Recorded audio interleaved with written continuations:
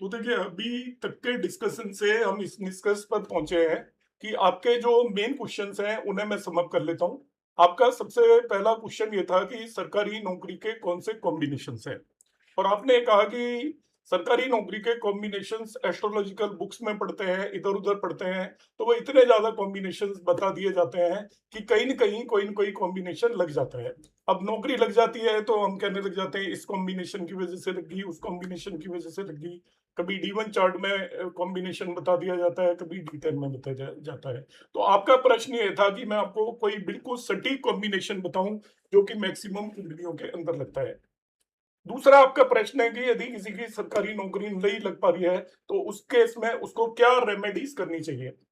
क्योंकि जो भी हमारे स्टेट्स के जितने भी व्यूअर्स हैं, जो भी आते हैं या जो स्टूडेंट्स पढ़ते हैं, उनकी ये बहुत ज्यादा क्वेरीज होती है, यूपीएससी की तैयारी कर रहे हैं, किसी कॉम्पिटेटिव एग्जाम की तैयारी कर रहे हैं कि हमारा सरकारी नौकरी कब लगेगी। तो मैं इन सभी दो प्रश्नों का मेनली आंसर दूंगा और मैं बैकग्राउंड भी आपको बताऊंगा। टोटली आप इसको समझिए, नोट करते जाइए जो भी चीजें मैं बताती हूँ। अपना बैकग्राउंड भी यहाँ पर मैं बताऊंगा। आपको पता है कि 30 से 40 साल करीब करीब मुझे हो गए, 40 ईयर के आसपास से मैं एस्ट्रोलॉजी कर रहा हूँ कंटिन्यूसन में। अब एस्ट्रोलॉजी कर रहा हूँ तो आपको मालूम है कि मैं गवर्नमेंट जॉब में रहा। एट ए टाइम मेरे पास 5 अपॉइंटमेंट लेटर थे। ये अपना मैं बखान करने के लिए नहीं बोल रहा हूँ, मेरे पास थे तो मैं इसलिए बता रहा हूँ। एट ए टाइम 5 अलग अलग डिपार्टमेंटों में मुझे जॉब मिल रहा था। मेरा ओएनजीसी के अंदर एज ए जियो फिजिसिस्ट मेरा सिलेक्शन हो गया था। As a assistant professor of physics मेरा राजस्थान यूनिवर्सिटी में सिलेक्शन हो गया था। डिपार्टमेंट ऑफ टेलीकॉम में मेरा दिल्ली के अंदर सिलेक्शन हो गया था। और एक दो और डिपार्टमेंटों में, जो आपका इसरो में एज ए साइंटिस्ट भी मेरा सिलेक्शन हो गया था। तो 4-5 जगह पर मेरे पास, और भी एक स्कूल वगैरह से, नवोदय स्कूल है, वहां से भी मेरे पास बगैर अप्लाई किए हुए एक अपॉइंटमेंट लेटर था। तो 5 जगह पर जाकर मैं ज्वाइन कर सकता था। तो मेरी अपनी कुंडली में भी इस तरीके के कॉम्बिनेशन थे। फिर भी जब मेरी नौकरी लगी तो मैं एज ए एस्ट्रोलॉजर, उससे पहले ही था, बचपन से एस्ट्रोलॉजी करता हूं, तो मेरे अंडर में, मैं एडमिनिस्ट्रेटिव पोस्ट पर रहा हूं पूरी जिंदगी। तो मेरे अंडर में कितने ही लोग काम किए, तो उन्हें बगैर बताए भी मैंने बहुत सारी लोगों की कुंडलियों के अंदर इस पर काफी रिसर्च किया कि कब किसकी कुंडली के अंदर क्या कॉम्बिनेशन है सरकारी नौकरी के, कब प्रमोशन होगा, कब डिमोशन होगा, कब उसको उसका ट्रांसफर होगा, पोस्टिंग होगी। तो इस पर एक लंबे समय तक मेरी पूरी रिसर्च रही है। तो मैं उसके बेस पर आज आपके इस क्वेश्चन का आंसर करूंगा कि सरकारी नौकरी के कौन से कॉम्बिनेशन है और इनकी क्या क्या रेमेडीज पॉसिबल होती है। देखिए, देश काल पात्र बहुत इंपॉर्टेंट होता है। आपके जितने भी क्लासिकल टेक्स्ट हैं उनमें प्रोफेशन को लेकर बहुत ज्यादा नहीं बताया गया है, क्योंकि पुराने समय पर लिमिटेड प्रोफेशन थे। सबसे पहले वराहमिहिर जी ने अपनी जो बृहद जातिका का कर्मजीवी जो चैप्टर है उसके अंदर प्रोफेशन के लिए बताया। दो एक श्लोक दिए हुए हैं, तो उसमें कोई बहुत ज्यादा नहीं बता रखा था उन्होंने। मैं अपनी रिसर्च और जो भी मेरे गुरुओं ने बताया है उसके बेस पर ये मैं बता रहा हूँ। बहुत ज्यादा कुंडलियों पर रिसर्च है मेरे पास, और ये कॉम्बिनेशन आप लगाइए, बिल्कुल लगेंगे, सटीक तौर पर लगेंगे। आपको मैं बिल्कुल गवर्नमेंट जॉब का सटीक कॉम्बिनेशन बता रहा हूँ। दूसरी बात, देखिए, जिन लोगों का गवर्नमेंट जॉब लगेगा उनकी कुंडलियों में मैं जो बता रहा हूँ वो कॉम्बिनेशन होंगे। मगर ये कॉम्बिनेशन होने पे गवर्नमेंट जॉब लग जाएगा, इस बात की कोई गारंटी नहीं है। उसका रीजन क्या होता है कि आपकी लाइफ के अंदर कोई घटना होगी नहीं होगी, वो दशा, अंतरदशा और ट्रांजिट पर निर्भर करता है। एक पर्सन की लाइफ के अंदर इवेंट तभी घटित होगा जब उसकी कुंडली के अंदर प्रॉमिस हो। ये आपकी फर्स्ट कंडीशन है। मगर प्रॉमिस होने पर इवेंट घटित हो ही जाएगा, ऐसा जरूरी नहीं है। क्योंकि हर इवेंट के घटित होने का एक उचित समय होता है, एक एज होती है। यदि आपकी सुटेबल दशा और अंतरदशा है उस समय पर नहीं आई तो वो इवेंट आपकी लाइफ के अंदर नहीं होगा। सपोज आपकी नौकरी लगने के योग है, मगर आपकी जो नौकरी लगने वाले भावों की दशा 18 साल से पहले ही आकर चली गई, या सपोज वो 35 या 40 साल के बाद आई, तो फिर आपका प्रॉमिस होने के बावजूद भी आपकी नौकरी नहीं लगेगी। सपोज आपकी कुंडली के अंदर संतान होने के योग है, मगर आपके संतान वाले भावों की दशा 18 साल से पहले आकर चली गई और 50 साल या 60 साल के बाद आई, तो आपके संतान नहीं होगी। तो हमारी कुंडली के अंदर केवल प्रॉमिस होने से कुछ नहीं होता, जब तक दशा, अंतरदशा और ट्रांजिट सुटेबल ना हो तब तक इवेंट घटित नहीं होते। इन चीजों को आप अपने दिमाग के अंदर रखेंगे। अब मैं कॉम्बिनेशन आपको बता रहा हूं, आप कॉपी लेकर बैठ जाइए और नोट करिएगा। मैं बिल्कुल अलग कॉम्बिनेशन बता रहा हूं जो आज तक आपने सुने होंगे, उससे एकदम डिफरेंट है।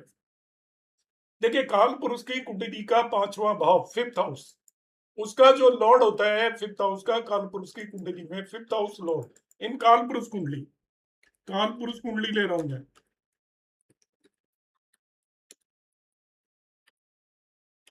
वो आपका सूर्य होता है। उसका लॉर्ड कौन है? सूर्य है, सन।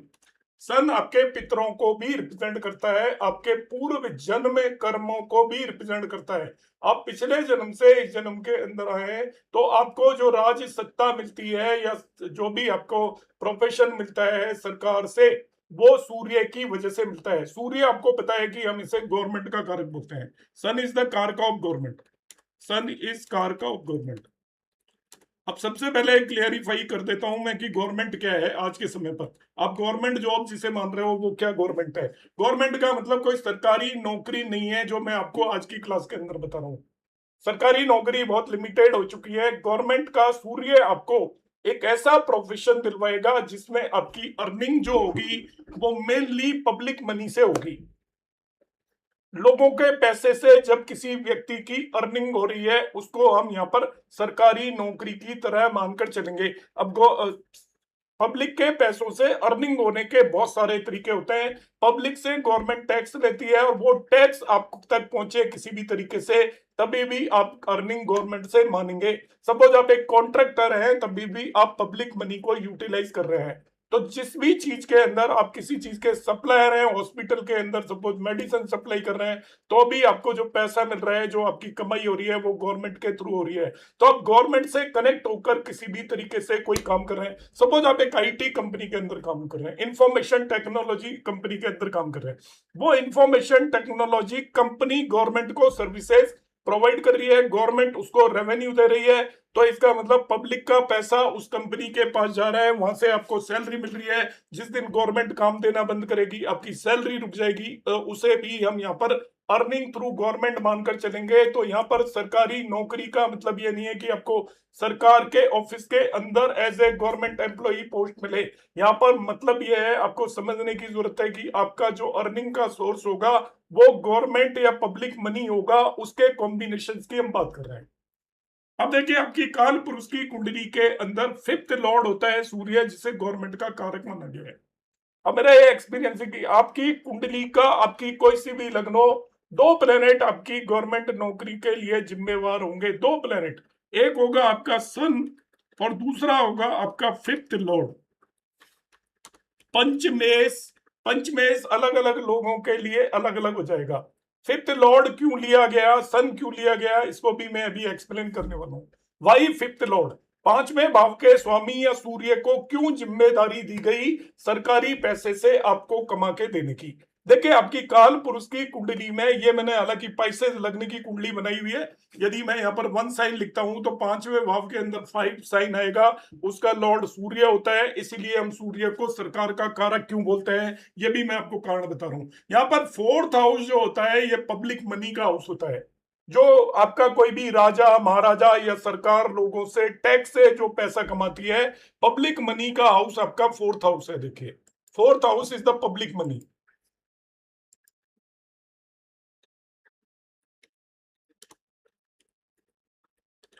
और जब भी कोई पर्सन धन प्राप्ति होगी, किसी को भी गेन होगी थ्रू पब्लिक मनी, तो गेन थ्रू पब्लिक मनी किसी भी भाव से दूसरा भाव गेन को रिप्रेजेंट करता है। गेन थ्रू पब्लिक मनी, तो पब्लिक मनी से गेन जब आप करोगे तो आपका फिफ्थ हाउस इन्वॉल्व होगा। गेन फ्रॉम पब्लिक मनी, किसी भी भाव से दूसरा भाव उस भाव की वृद्धि को या उस भाव से प्राप्ति को बताता है। सो गेन फ्रॉम पब्लिक मनी, यहाँ पर पांचवा भाव आपको ऑलवेज सैलरी या इस तरीके की चीज को बताएगा, जिसमें कि आपको गवर्नमेंट जो पब्लिक से पैसा कमा रही है वो आपको पांचवें भाव के थ्रू मिलेगा। तो काल पुरुष की कुंडली का सूर्य फिफ्थ लॉर्ड होता है, इसलिए उसको हम सरकारी नौकरी का कारक बोलते हैं। कारण मैंने आपको बता दिया है, वाई सन इज द कारक ऑफ गवर्नमेंट जॉब या earning through government sources, earning through public money.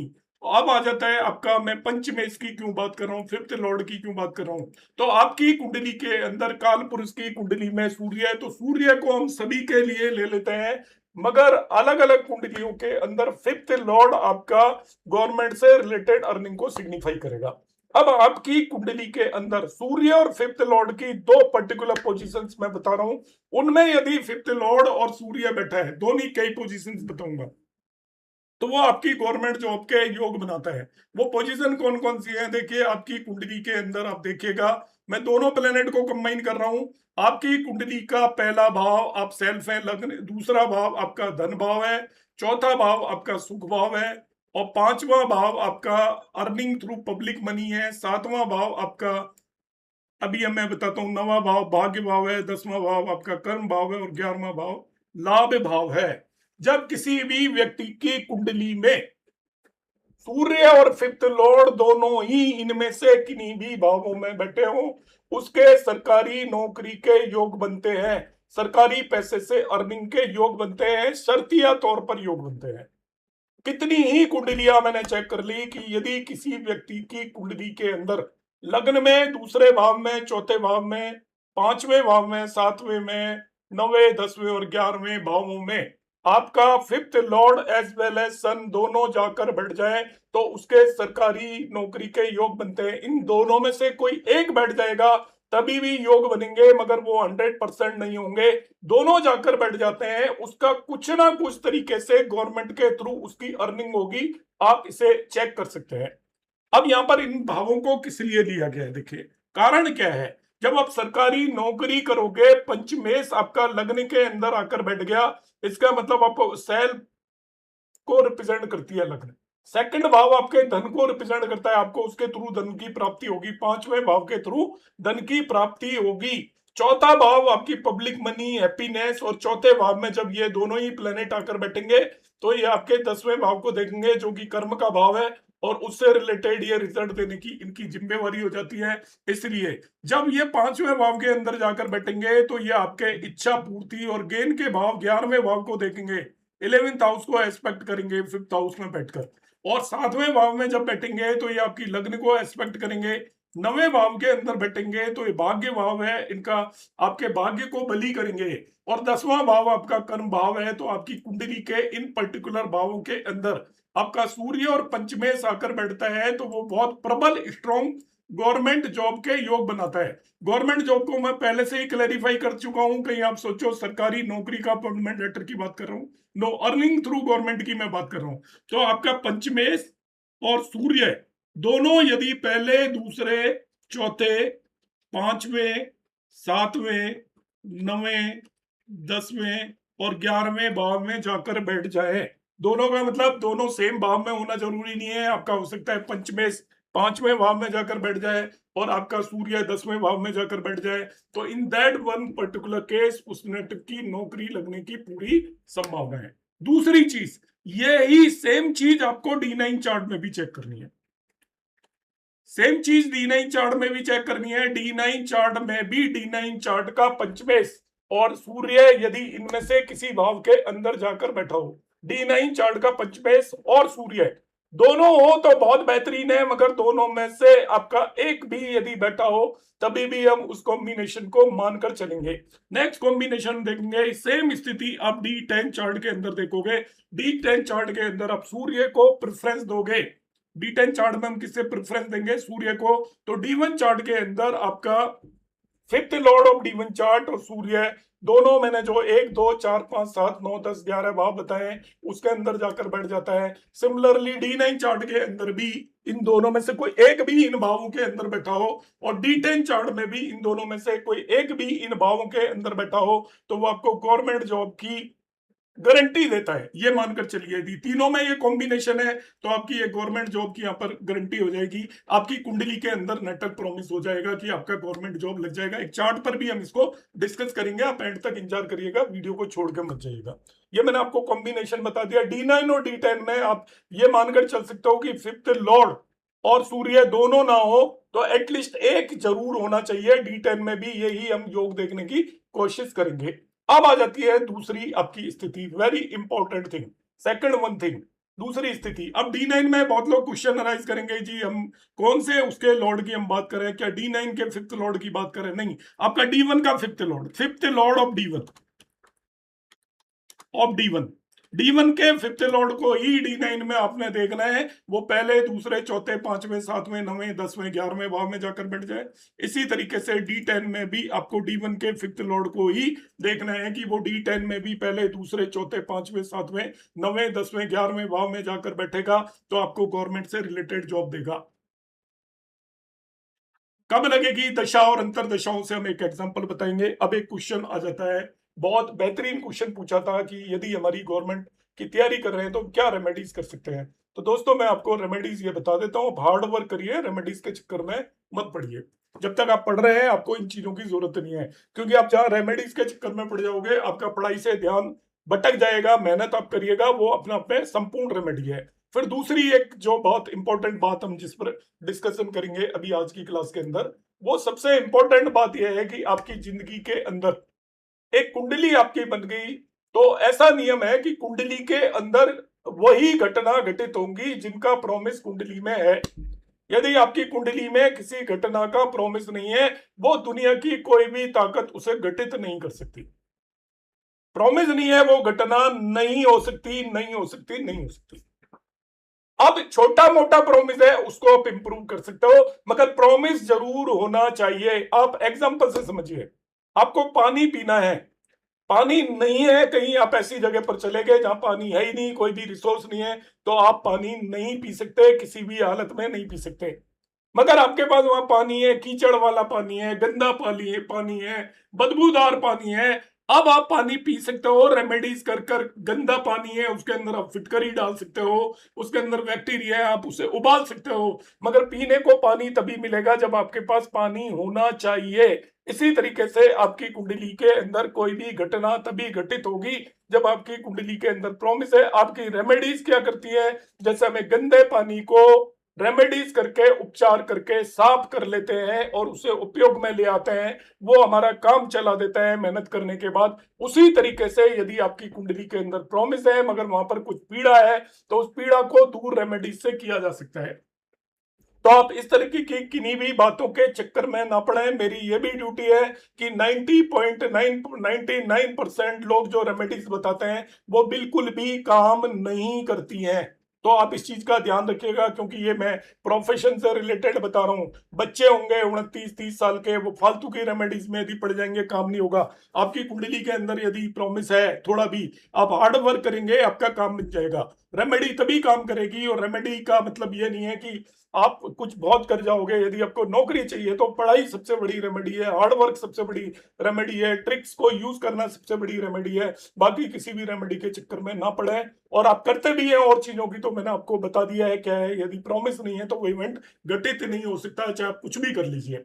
अब आ जाता है यहाँ पर एक चार्ट पे, मैं आपको एग्जाम्पल से बताऊंगा। ये गवर्नमेंट जॉब का एक चार्ट है, मेरे मिलने वाले का ही चार्ट है। अपना चार्ट मैंने लगाया नहीं है, तो मेरे मिलने वाले का यहाँ पर ये चार्ट लिया हुआ है मैंने। और ये मेरे एक फ्रेंड की ही कुंडली है। इस कुंडली के अंदर आप देखिएगा जो मैंने कॉम्बिनेशन बताया, इस कुंडली में इस नेटिव का फिफ्थ लॉर्ड, ये गवर्नमेंट ऑफिसर है करंटली भी, और काफी अच्छी पोस्ट पर है। इसका फिफ्थ लॉर्ड आप देखिए कुंडली के अंदर। एक्सक्यूज मी, एक मिनट होल्ड करिए।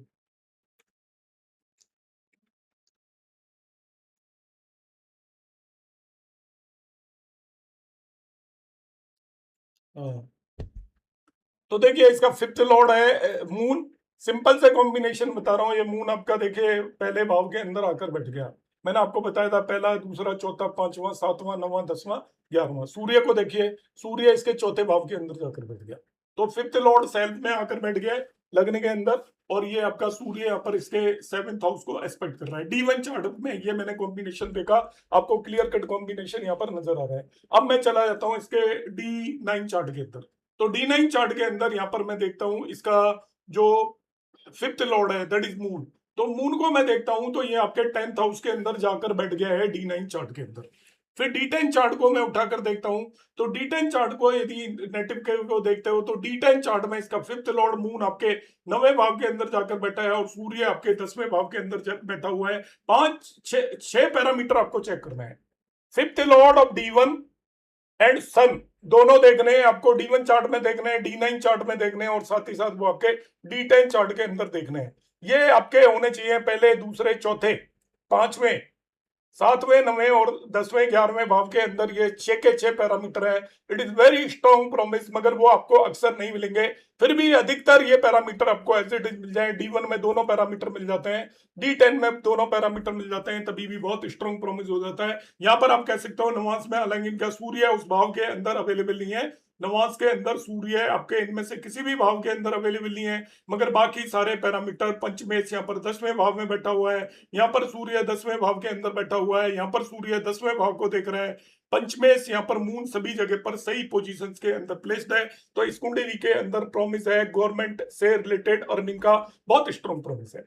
अब इन नेटिव की जॉब कब लगी थी वो मैं बता देता हूँ, क्योंकि दशा, अंतरदशा और ट्रांजिट के बगैर कुछ भी होना पॉसिबल नहीं है। इनकी जॉब लगी थी जब इनकी 15 अप्रैल 1990 को, 15 अप्रैल 1990 को इनको अपॉइंटमेंट लेटर मिला था। तो मैं अपॉइंटमेंट लेटर की डेट को ही देखता हूं, 15 अप्रैल 1990 को। तो 15 अप्रैल 1990 को मैं इनकी दशाओं पर चला जाता हूं। तो इनकी जो दशा चल रही थी 15 अप्रैल 1990 को, मरकरी में जुपिटर की दशा चल रही थी, मरकरी में जुपिटर की दशा। इसके बाद मरकरी में सैटर्न की दशा आई, तब इनको पहली सैलरी मिली। ध्यान रखना, मैं दोनों चीजों को देखूंगा। मरकरी जुपिटर के अंदर इनके हाथ में अपॉइंटमेंट लेटर आ गया। तो मरकरी जुपिटर को आप एनालाइज कर लीजिए, सभी कुंडलियों के अंदर आपको सारी कहानी पता चल जाएगी। देखिए मरकरी क्या है यहाँ पर, mercury is the fourth Lord in this chart, और मरकरी आपका एक्सपेक्ट कर रहा है इनके 10वें भाव को। तो 10th हाउस के प्रबल रिजल्ट देने के लिए जिम्मेवार हो गया वो। और इसके बाद मरकरी में जुपिटर की अंतरदशा है। जुपिटर नेटिव का लग्न लॉर्ड ऑफ 10th लॉर्ड है, तो लग्न लॉर्ड और 10th लॉर्ड और छठे भाव के अंदर बैठा हुआ है। तीनों चीजें इसको नौकरी दे सकती है, 10th लॉर्ड भी दे सकता है, लग्न लॉर्ड भी दे सकता है और छठे भाव में बैठा हुआ प्लेनेट भी दे सकता है। तो आपका मरकरी में जुपिटर की दशा देखिए कितनी सुटेबल दशा है। मरकरी पूरी तरीके से दे रहा है D1 में, बिकॉज एस्पेक्ट कर रहा है। आप ध्यान से देख लीजिएगा, ये आपके 10वें भाव को एस्पेक्ट कर रहा है, इससे बेटर आप कुछ नहीं समझ सकते। फिर जुपिटर की अंतरदशा है जो खुद 10th लॉर्ड है, लग्न लॉर्ड है और छठे भाव में बैठा है, ये तीन ही भाव उसके होते हैं। D9 चार्ट में भी देखना चाहेंगे हम कि भाई मरकरी क्या कर रहा है। D9 चार्ट में यदि आप जाकर देखोगे तो यहाँ पर D9 चार्ट में मरकरी आपका बैठा हुआ है 12वें भाव में, मगर वो 6th हाउस को एस्पेक्ट कर रहा है। छठा भाव नौकरी का भाव होता है, छठे भाव को यहाँ पर एस्पेक्ट कर रहा है। D9 चार्ट के अंदर भी mercury it is expecting the 6th house. और जुपिटर जो अंतरदशा लॉर्ड है वो आपका लग्न को एस्पेक्ट कर रहा है। लग्न की दशा के अंदर कोई भी इवेंट आपकी लाइफ के अंदर घटित हो सकता है। जुपिटर इज एस्पेक्टिंग लग्न, यहाँ पर ये जुपिटर रहा आपका और ये आपका लग्न को एस्पेक्ट कर रहा है। D10 चार्ट पर हम फोकस कर लेते हैं, सबसे इंपॉर्टेंट चार्ट हो जाता है यहाँ पर जब हम टाइमिंग वगैरह करते हैं। तो D10 चार्ट में आप मरकरी को देखोगे तो मरकरी उच्च का होकर 10वें भाव को देख रहा है, साथ ही साथ मरकरी यहाँ पर लग्नेश भी है D10 का। तो D10 के सभी कामों की जिम्मेवारी मरकरी के पास है। और अंतरदशा लॉर्ड जुपिटर यहाँ पर 10th लॉर्ड हो गया, 10th लॉर्ड है और वो साथ ही साथ छठे भाव के अंदर बैठा हुआ है। तो देखिए कितने ब्यूटीफुल और स्ट्रॉन्ग कॉम्बिनेशन बन रहे हैं, पर्टिकुलरली D1 और D10 के अंदर। हालांकि D9 के अंदर उतने स्ट्रॉन्ग कॉम्बिनेशन नहीं है, मगर स्टिल D9 के अंदर भी जो महादशा लॉर्ड है वो आपके छठे भाव को पूरी तरीके से यहाँ पर एस्पेक्ट कर रहा है। और इस तरीके से यहाँ पर इस दशा के अंदर नौकरी लग सकती है, बड़े आसानी से नौकरी लग सकती है। दोनों प्लेनेट की डिग्निटी भी यहाँ पर बेटर है, डिग्निटी में भी कोई बहुत ज्यादा दिक्कत नहीं है। और आपका छठे भाव में बैठा हुआ प्लेनेट नौकरी देता है, वैसे वो और प्रॉब्लम क्रिएट कर सकता है, मगर नौकरी देने के लिए वो बहुत बेहतर हो जाता है। अब तीसरा पैरामीटर देखूंगा मैं, कंडीशन जब इनको सैलरी मिली, मरकरी में सैटर्न में सैलरी मिली। तो मरकरी पहले ही हम बता रहे हैं कि वो 10th को एक्सपेक्ट कर रहा है। अब सैटर्न देखिए इनका कौन है, 11th लॉर्ड और सेकंड में बैठा हुआ है। अब सैलरी और कौन दिलवाएगा, 11th लॉर्ड है जो इसको नौकरी लगी, उससे इनको गेन हुआ। 11th Lord placed in the second house, तो वो आपको यहाँ पर सैलरी दिलवाएगा ही दिलवाएगा। तो 11th लॉर्ड है, इनको यहाँ पर आपकी सैलरी दिलवा दी। यदि मैं इनकी और कुंडलियों पर भी जाना चाहूंगा, suppose I want to see D9 chart, Mercury में आपका इसकी वो थी आपकी इस सैटर्न की एडी, तो सैटर्न यहाँ पर देखिए इट इज एस्पेक्टिंग लग्नेश हो गया पहली बात, और सेकंड लॉर्ड हो गया D9 में भी, तो यहाँ पर भी ये पैसे दिलाने की जिम्मेवारी वो फुलफिल कर रहा है। सेकंड हाउस में बैठकर देखिए 10th हाउस को एस्पेक्ट कर रहा है, कर्म के भाव को एस्पेक्ट कर रहा है, लग्नेश होकर सेकंड लॉर्ड भी है और चौथे भाव के अंदर बैठा हुआ है, तो वो भी अपने आप में इंडिकेट कर रहा है कि इसके समय पर अर्निंग हो सकती है। और जब मैं इनके D10 चार्ट के अंदर चला जाता हूं तो सैटर्न फिर इनके 11वें भाव में जाकर बैठ जाता है, जो कि आपका लाभ भाव है, अर्निंग भाव है, और ये आपका 9th लॉर्ड होकर 11वें भाव के अंदर बैठा हुआ है, तो इसका कनेक्शन हो रहा है अर्निंग के भावों से। तो सभी कुंडलियों के अंदर जो आपकी महादशा अंतरदशा है वो जस्टिफाई कर रही है, मेनली अंतरदशा पर हमें ज्यादा फोकस करना चाहिए, तो वो जस्टिफाई कर रही है। अब तीसरी स्थिति मैं यहाँ पर आपको ट्रांजिट भी लगाकर देखूंगा, बगैर ट्रांजिट के भी कोई इवेंट नहीं होगा। तो मैंने बताया 15 अप्रैल 1990 को इनका जॉब लगा था, तो 15 अप्रैल 1990 का हम यहाँ पर ट्रांजिट चार्ट लगा देते हैं। ये 16 अप्रैल 99 है, 15 भी कर सकते हैं इसको। 15 अप्रैल 99 का ट्रांजिट 1990 का ट्रांजिट चार्ट पकड़ लीजिए। देखिए जो नियम है, एक तो डबल ट्रांजिट का नियम लगाएंगे। एक नियम ये होता है कि आपका लग्नेश भाव को इन्फ्लुएंस करे या भावेश लग्न को इन्फ्लुएंस करे। लग्नेश भाव को, लग्नेश इन ट्रांजिट उस पर्टिकुलर भाव को इन्फ्लुएंस करे या भावेश उस पर्टिकुलर भाव का लॉर्ड लग्नेश को इन्फ्लुएंस करे। एक डबल ट्रांजिट होता है, डबल ट्रांजिट का मतलब है जुपिटर और सैटर्न इन ट्रांजिट उस भाव को इन्फ्लुएंस करें, भावेश को इन्फ्लुएंस करें, लग्न या लग्नेश को इन्फ्लुएंस करें, दोनों ही, तब आपका यहाँ पर यह कंडीशन फुलफिल होगी। तो इन सभी कंडीशन को हम लगाते हैं। हमारा क्वेश्चन है related to 10th and 11th house, दोनों से ही रिलेटेड होती है नौकरी और अर्निंग। 10 से भी रिलेटेड होती है, 11 से भी रिलेटेड होती है, इन जनरल प्रोफेशन है और वो समय अर्निंग का भी होता है, तो दोनों को हम ले सकते हैं। ऑन ऑफ 10th हाउस को भी ले सकते हैं और 11th हाउस को भी ले सकते हैं। और साथ ही साथ लग्न है, यहाँ पर देखिए लग्नेश इनका जुपिटर है और इनका भावेश भी जुपिटर हो गया, और आप सैटर्न को भी मान सकते हो 11th लॉर्ड अर्निंग के बेस पर मान रहे हो। तो अब यहाँ पर उस समय पर जब ट्रांजिट हो रहा है, मैंने 15 अप्रैल 90 का ट्रांजिट लगाया है, जुपिटर 3 साइन में ट्रांजिट होकर इनके 10th हाउस को एस्पेक्ट कर रहे हैं। तो लग्नेश मान रहे हो तो इससे लग्नेश भी मान सकते हो जुपिटर को, तो वो भाव को एस्पेक्ट कर रहा है। लग्नेश इज एस्पेक्टिंग भावा, ये कंडीशन पूरी होगी, और भावेश भी भावा को एस्पेक्ट कर रहा है, दोनों कंडीशन यहां पर फुलफिल कर रहा है जुपिटर। अब मैं सैटर्न को देख लेता हूं। सैटर्न 11वें भाव का स्वामी है, 11th लॉर्ड है सैटर्न। 11th लॉर्ड आपको गेन दिलवाएगा, उस समय पर गेन दिलवा सकता है कि नहीं, तो 11th लॉर्ड सैटर्न भाव पर ही ट्रांजिट कर रहा है और वो लग्न को एस्पेक्ट कर रहा है, यहाँ पर देख लीजिएगा, इट इज एस्पेक्टिंग द लग्न। तो 11th लॉर्ड भी दोनों कंडीशंस को फुलफिल कर रहा है। मैंने कहा था भावेश लग्नेश लग्न को एस्पेक्ट करे, लग्नेश भाव को एस्पेक्ट करे, या आपका भावेश भाव के ऊपर ट्रांजिट कर जाए, लग्न और लग्नेश लग्न के ऊपर ट्रांजिट कर रहा है कर जाए, तभी भी आपका इवेंट घटित हो जाता है। तो मैं 10th हाउस के बेसिस पर देखता हूं तभी भी इवेंट घटित हो रहा है। 11th हाउस के बेस पर देखता हूं तो भी 11th लॉर्ड 11th हाउस में ट्रांजिट करके लग्न को एस्पेक्ट कर रहा है। 10th लॉर्ड आपका आपका 10th हाउस को एस्पेक्ट कर रहा है, और 10th लॉर्ड इज ऑल्सो लग्न लॉर्ड। अब आ जाता हूं मैं डबल ट्रांजिट की कंडीशन पर।